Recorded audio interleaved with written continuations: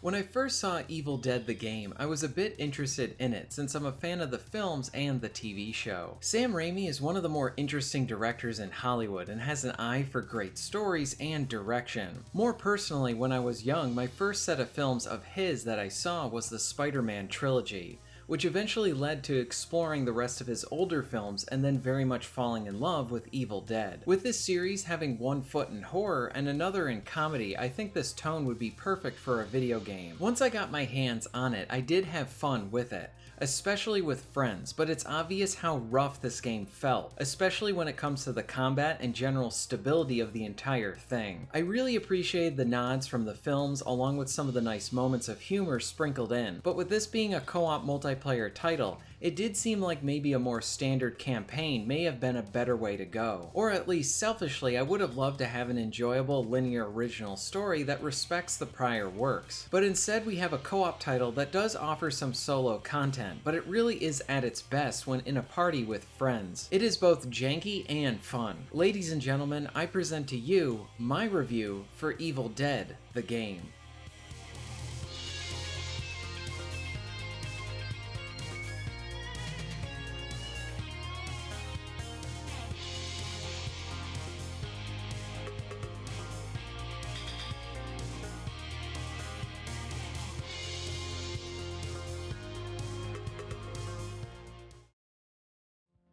At its core, Evil Dead is a third-person action game with shooting and melee elements. You have a normal and heavy attack. Normal is good for some quicker hits, while heavy takes longer to execute, but it hurts the enemy significantly more.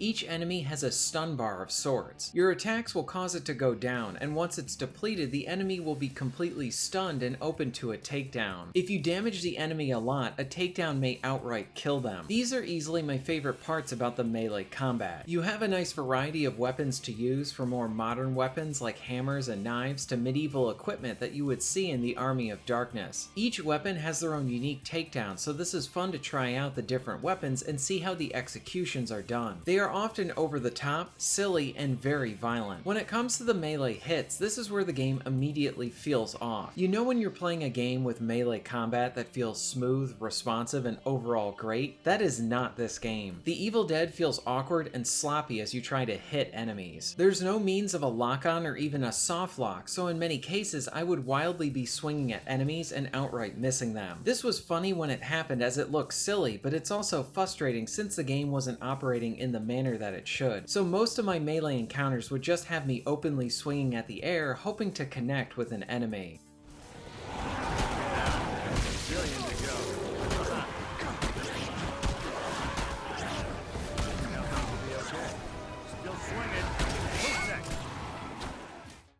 Now for better or for worse, the shooting is in line with the quality that you get from the melee combat. Let's start out with the good first. The range of weapons is really good. You get everything from crossbows, saw guns, and more standard firearms. My main issue with the shooting is how it feels on the PS5. The standard controls have you aiming and shooting like any other third-person shooter, but it feels very clunky. Simply moving your crosshair is unresponsive and can make shooting a moving target needlessly hard to do. If you have a low fire rate weapon, I would usually wait for an enemy to stand still, which they often do, or have them run at me in a straight line before firing at them. Shotguns fare much better because of the higher rate of fire and spread of your shots. There's a bit of a lock-on when aiming, but the whole thing is rather clunky and needs more playtesting and patches to improve it. This area really annoys me since third-person shooters started to really dominate 2 generations ago on the 360, and we still have new games coming out today that are struggling to implement a control scheme that feels smooth. I do hope that this area is refined further to make it smoother for the shooting.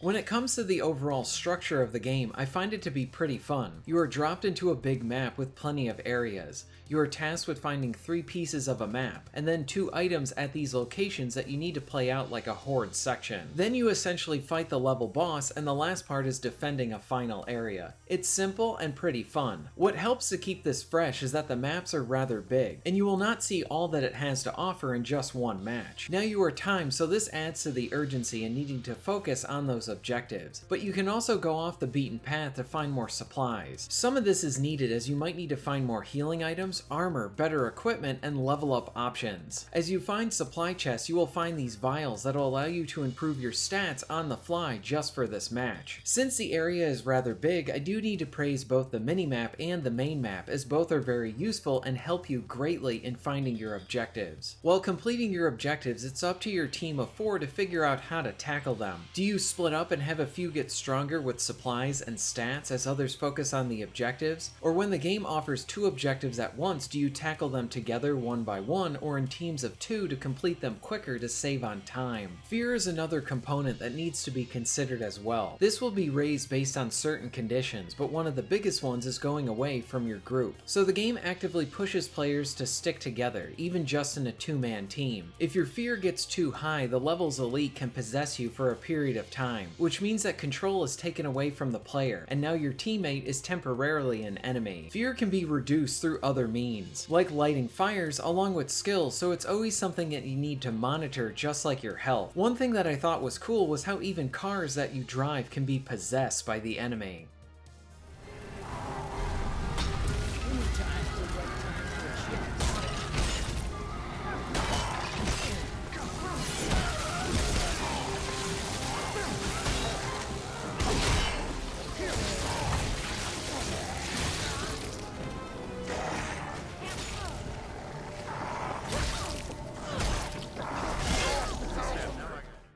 Now, the normal setup for a match is 4 survivors work together to complete the level's objectives, and a 5th player is a demon that tries to stop them. This was easily my favorite aspect about the game, and the preferred way to actually play it. Now, this is very different from the survivors. You will be playing most of it in first person, and you need to increase your energy level along with your demon level to increase your powers. Energy is your main resource as it allows you to possess objects, set traps, and spawn in enemies. This turns the game into more of a strategy experience rather than just a third-person action game. What made this special was all of the mind games related to playing as the enemy. Finding the best time to hit the survivors is extremely satisfying, especially when it all works out. Sometimes you may want to try and possess a car they are driving. Not use it as a weapon against them, but rather rob them of the time and make it harder for them to complete their objectives. You might want to focus on one party member at a time, hit them when they're alone, increase your points to level up, and then move on to another party member. When you are the one trying to unleash the horde during the defend sections, it gets really intense.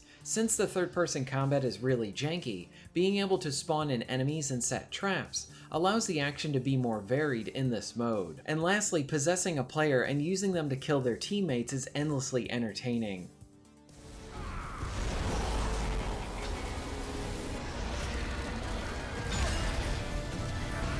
I need help! They've got me!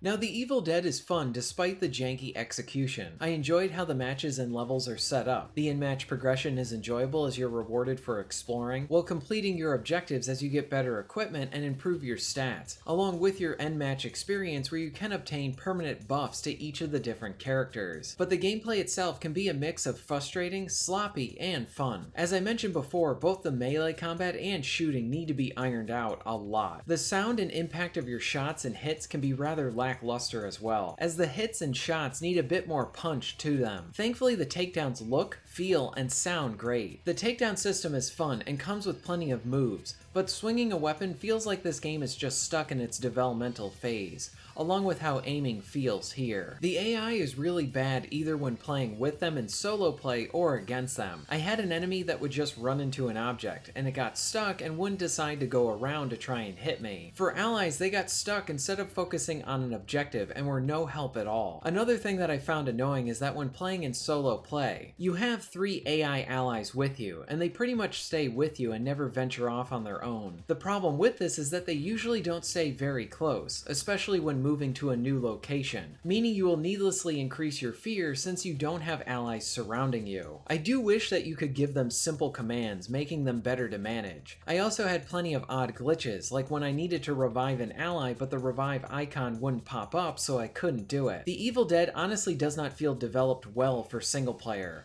There are missions where you get unlocks, and I appreciate the unlocks here rather than just being DLC, but the missions themselves are conceptually good but rather boring in their execution. They are pretty much tutorials for the main matches, with stills for the story, as you recreate parts from the films and show. The single player options feel half-baked. This is a party game that is not fun on your own, and it needs more patches as well to be more ironed out.